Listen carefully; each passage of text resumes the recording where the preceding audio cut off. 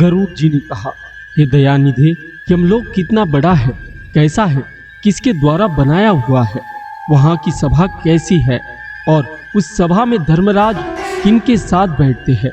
हे दयानिधे, जिन धर्मों का आचरण करने के कारण धार्मिक पुरुष जिन धर्म मार्गों से धर्मराज के भवन में जाते हैं, उन धर्मों तथा मार्गों के विषय में भी आप मुझे बतलाइए।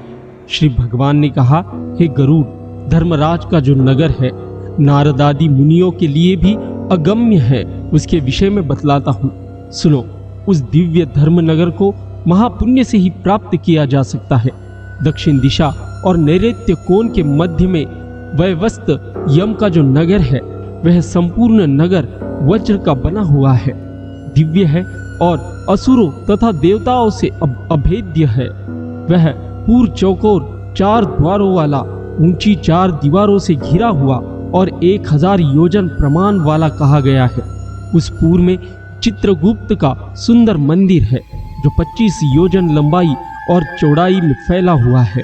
उसकी ऊंचाई 10 योजन है और वह लोहे की अत्यंत दिव्य 4 दीवारी से घिरा है। वहां आवागमन के लिए सैकड़ों गलियां है और वह पताकाओं एवं ध्वजों से विभूषित है। वह विमान समूहों से घिरा है और गायन वादन से विनादित है। चित्र बनाने में निपुण चित्रकारों के द्वारा चित्रित है तथा देवताओं के शिल्पियों ने उनका निर्माण किया है। वह उद्यानों और उपवनों से रमणीय है। नाना प्रकार के पक्षीगण उसमें कलक करते हैं तथा वह चारों ओर से गंधर्वों तथा अप्सराओं से घिरा है। उस सभा में अपने परम अद्भुत आसन पर स्थित चित्रगुप्त मनुष्यों की आयु की यथावत गणना करते हैं।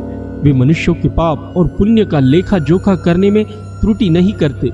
जिसने जो शुभ अथवा अशुभ कर्म किया है, चित्रगुप्त की आज्ञा से उसे उन सब का भोग करना होता है। चित्रगुप्त के घर के पूरब की ओर ज्वर का एक बड़ा विशाल घर है और उनके घर के दक्षिण शूल, तुला और विस्फोट के घर है तथा पश्चिम में कालपाश, अजीर्ण तथा अरुचि के घर है।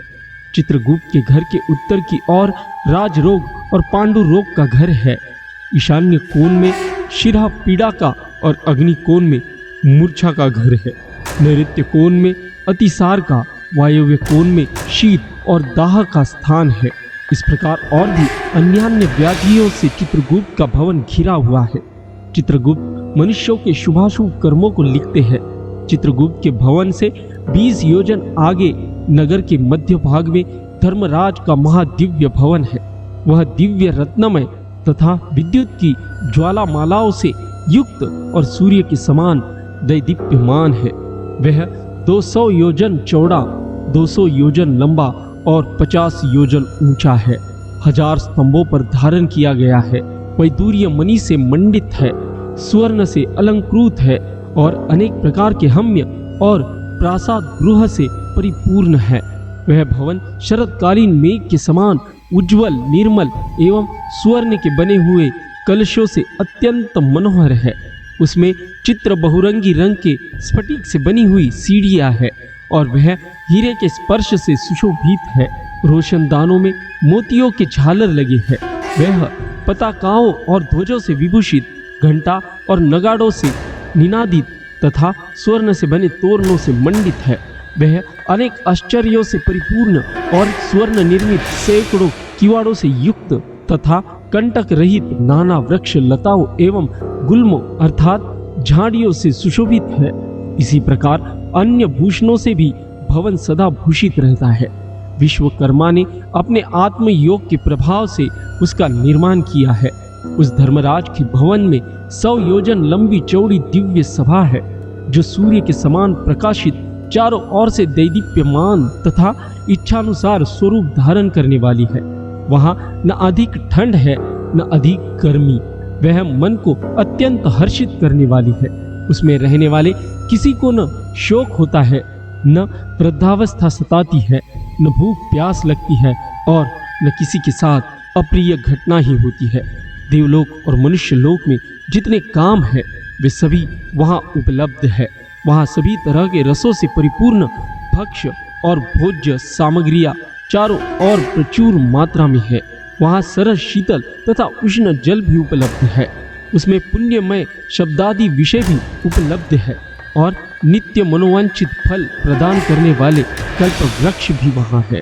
हिताक्ष, वह सभा बाधा रहित, रमणीय और मनोकामनाओं को पूर्ण करने वाली है। विश्वकर्मा ने दीर्घ काल तक तपस्या करके उसका निर्माण किया है। उसमें कठोर तपस्या करने वाले सुखी, सुव्रती, सत्यवादी, शांत, सन्यासी, सिद्ध एवं पवित्र कर्म करके शुद्ध हुए पुरुष जाते हैं। उन सभी की देह तेजोमय होती है। वे आभूषणों से अलंकृत तथा निर्मल वस्त्रों से युक्त होते हैं तथा अपने किए हुए पुण्य कर्मों के कारण वहां विभूषित होकर विराजमान रहते हैं। 10 योजन विस्तीर्ण और सभी प्रकार के रत्नों से सुशोभित उस सभा में अनुपम एवं उत्तम आसन पर धर्मराज विद्यमान रहते हैं। वे सत्पुरुषों से श्रेष्ठ है और उनके मस्तिष्क पर छत्र सुशोभित है। कानों में कुंडलों से अलंकृत वे श्रीमान महामुकुट से सुशोभित है। वे सभी प्रकार के अलंकारों से समन्वित तथा नील मेघ के समान कांति वाले हैं। हाथ में चंवर धारण किए हुए अप्सराएं उन्हें पंखा झलती रहती है। गंधर्वों के समूह तथा अप्सराओं का संग गायन, वादन और नृत्यादि द्वारा सभी ओर से उनकी सेवा करते हैं। हाथ में पाश लिए हुए मृत्यु और बलवान काल तथा विचित्र आकृति वाले चित्रगुप्त एवं कृतांत के द्वारा वे सेवित है। हाथों में पाश और दंड धारण करने वाले, उग्र स्वभाव वाले, आज्ञा के अधीन आचरण करने वाले तथा अपने समान बल वाले नाना दूतों से वे धर्मराज घिरे रहते हैं। हे खग, अग्निश्वत, सोमप, उष्मप, स्वधावान, बहिर्षद, मूर्तिमान तथा अमूर्तिमान जो पितर है एवं आर्यमा आदि जो पितृगण है और जो अन्य मूर्तिमान पितर है, वे सब मुनियों के साथ धर्मराज की उपासना करते हैं। अग्नि, वशिष्ठ, प्रुलह, दक्ष, क्रतु, अंगिरा, जमदग्नि नंदन, परशुराम, भृगु, प्रुलस्त्य, अगस्त्य, नारद, ये तथा अन्य बहुत से पितृराज के सभासद है जिनके नामों और कर्मों की गणना नहीं की जा सकती। ये धर्मशास्त्रों की व्याख्या करके यथावत निर्णय देते हैं। ब्रह्मा की आज्ञा के अनुसार वे सर्व धर्मराज की सेवा करते हैं। उस सभा में सूर्य वंश के तथा चंद्र वंश के अन्य बहुत से धर्मात्मा राजा धर्मराज की सेवा करते हैं। मनु, दिलीप, मंदाता, सगर, भगीरथ, अम्बरीश, अनरण्य, मुचुकुंद, निमि, पृथु, ययाति, नहुष, पुरु, दुष्यंत, शिवी, नल, भरत, शंतनु, पांडु तथा सहस्त्रार्जुन, ये यशस्वी पुण्यात्मा महर्षि और बहुत से प्रख्यात राजा बहुत से अश्वमेध यज्ञों का अनुष्ठान करने के फलस्वरूप धर्मराज के सभासद हुए हैं। धर्मराज की सभा में धर्म की ही प्रवृत्ति होती है। न वहाँ पक्षपात है, न झूठ बोला जाता है और न किसी के प्रति मात्सर्य भाव रहता है। सभी सभासद शास्त्रविद और सभी धर्मपरायण हैं। वे सदा उस सभा में वैवस्त यम की उपासना करते हैं। हिताक्ष, महात्मा धर्मराज की यह सभा इस प्रकार की है। जो पापात्मा पुरुष दक्षिण द्वार से वहां जाते हैं वे उस सभा को नहीं देख पाते। धर्मराज की पूर्व में जाने के लिए 4 मार्ग है। पापियों के गमन के लिए जो मार्ग है उसके विषय में मैंने तुमसे पहले ही कह दिया। पूर्व आदि 3 मार्गों से जो धर्मराज के मंदिर में जाते हैं वे सुकृति अर्थात पुण्यात्मा होते हैं और अपने पुण्यों के बल से वहां जाते हैं। उनके विषय में सुनो। उन मार्गों में जो पहला पूर्व मार्ग है वह सभी प्रकार की सामग्रियों से समन्वित है और परिजात वृक्ष की छाया से आच्छादित तथा रत्न मंडित है। वह मार्ग विमानों के समूह से संकीर्ण और हंसों की पंक्ति से सुशोभित है। विद्रुम के उद्यानों से व्याप्त है और अमृतमय जल से युक्त है। उस मार्ग से पुण्यात्मा महर्षि और अमलांतरात्मा राजर्षि, अप्सरागण, गंधर्व, विद्याधर, वासुकी आदि महान नाग जाते हैं।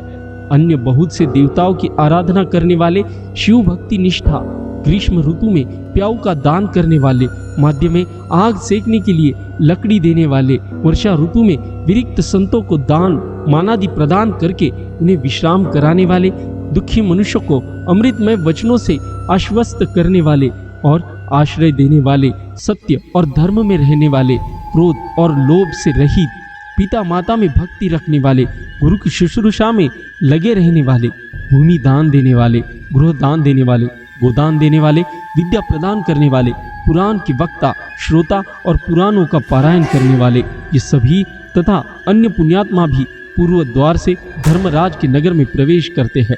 वे सभी सुशील और शुद्ध बुद्धि वाले धर्मराज की सभा में जाते हैं। धर्मराज के नगर में जाने के लिए दूसरा उत्तर मार्ग है, जो सैकड़ों विशाल रथों से तथा शिविका आदि नर यानों से परिपूर्ण है। वह हरिचंदन के वृक्षों से सुशोभित है।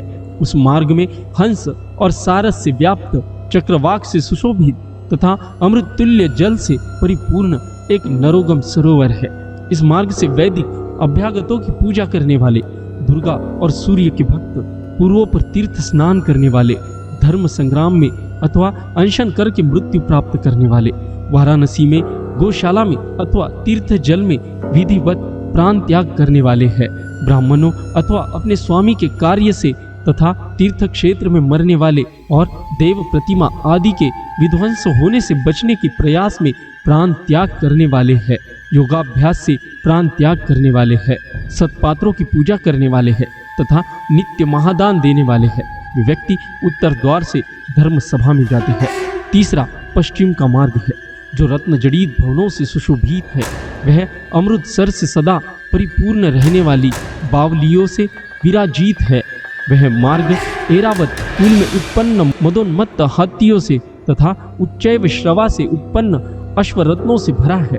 इस मार्ग से आत्म तत्ववेत्ता, सतशास्त्रों के परिचिंतक, भगवान विष्णु के अनन्य भक्त, गायत्री मंत्र का जप करने वाले, दूसरों की हिंसा, दूसरों के द्रव्य एवं दूसरों की निंदा से परामुख रहने वाले, अपनी पत्नी से संतुष्ट रहने वाले, संत अग्निहोत्री वेद पाठी ब्राह्मण गमन करते हैं। ब्रह्मचर्य व्रत का पालन करने वाले, वानप्रस्थ आश्रम के नियमों का पालन करने वाले, तपस्वी संन्यास धर्म का पालन करने वाले तथा श्री चरण सन्यासी एवं मिट्टी के ढेले, पत्थर और स्वर्ण को समान समझने वाले, ज्ञान एवं वैराग्य से संपन्न, सभी प्राणियों के हित साधन में निरत शिव और विष्णु का व्रत करने वाले, सभी कर्मों को ब्रह्म को समर्पित करने वाले, देव ऋण, पितृ ऋण एवं ऋषि ऋण, इन तीनों ऋणों से विमुक्त, सदा संचय यज्ञ में निरत रहने वाले, पितरों को श्राद्ध देने वाले, समय में संध्योपासन करने वाले, नीच की संगति से अलग रहने वाले, सत्पुरुषों की संगति में निष्ठा रखने वाले, ये सभी जीव अप्सराओं के समूहों से युक्त श्रेष्ठ विमान में बैठकर अमृत पान करते हुए धर्मराज के भवन में जाते हैं और उस भवन के पश्चिम द्वार से प्रविष्ट होकर धर्म सभा में पहुंचते हैं। उन्हें आया हुआ देखकर धर्मराज बार बार स्वागत संभाषण करते हैं, उन्हें उठकर अभ्युत्थान देते हैं और उनके सम्मुख जाते हैं। उस समय धर्मराज भगवान विष्णु के समान चतुर्भुज रूप और शंख चक्र गदा तथा खग धारण करके पुण्य करने वाले जीवों के साथ स्नेह पूर्वक मित्रवत आचरण करते हैं। उन्हें बैठने के लिए सिंहासन देते हैं, नमस्कार करते हैं और पाद्य आर्ध्य आदि प्रदान करके चंदनादि पूजा सामग्रियों से उनकी पूजा करते हैं। यम अर्थात धर्मराज कहते हैं, हे सभासदों, इस ज्ञानी को परम आदर पूर्वक नमस्कार कीजिए। यह हमारे मंडल का भेदन करके ब्रह्मा लोक में जाएगा। हे बुद्धिमानों, मैं श्रेष्ठ और नरक की यातना से भयभीत रहने वाले पुण्यात्माओं, आप लोगों ने अपने पुण्य कर्मानुष्ठान से सुख प्रदान करने वाला देवत्व प्राप्त कर लिया है। दुर्लभ मनुष्य योनि प्राप्त करके जो नित्य वस्तु धर्म का साधन नहीं करता, वह घोर नरक में गिरता है। उससे बढ़कर अचेतन अज्ञानी और कौन है? अस्थिर शरीर से और अस्थिर धन आदि से कोई एक बुद्धिमान मनुष्य ही स्थिर धर्म का संचयन करता है। इसलिए सभी प्रकार के प्रयत्नों को करके धर्म का संचयन करना चाहिए। आप लोग सभी भोगों से परिपूर्ण पुण्यात्माओं के स्थान स्वर्ग में जाए। ऐसा धर्मराज का वचन सुनकर उन्हें और उनकी सभा को प्रणाम करके वे देवताओं के द्वारा पूजित और मुनिवरों द्वारा स्तुत होकर विमान समूह से परम पद को जाते हैं और कुछ परम आदर के साथ धर्मराज की सभा में ही रह जाते हैं और वहां एक कल्प पर्यंत रहकर मनुष्यों के लिए दुर्लभ भोगों का उपभोग करके पुण्यात्मा पुरुष शेष पुण्यों के अनुसार पुण्य दर्शन वाले मनुष्य योनि में जन्म लेता है। इस लोक में वह महान धन संपन्न, सर्वज्ञ तथा सभी शास्त्रों में पारंगत होता है और पुनः आत्मचिंतन के द्वारा परम गति को प्राप्त करता है। हे गरुड़, तुमने यमलोक के विषय में पूछा था, वह सब मैंने बता दिया। इसको भक्तिपूर्वक सुनने वाला व्यक्ति भी धर्मराज की सभा में जाता है। इस प्रकार गरुड़ पुराण के अंतर्गत सारोद्वार में धर्मराज निरूपण नामक 14वां अध्याय पूरा हुआ। दोस्तों, यदि आप गरुड़ पुराण के 15वें अध्याय में भी रुचि रखते हो तो वीडियो को लाइक करके हमारे हिंदू पंडित जी चैनल को सब्सक्राइब कीजिए। मिलते हैं अगली वीडियो में।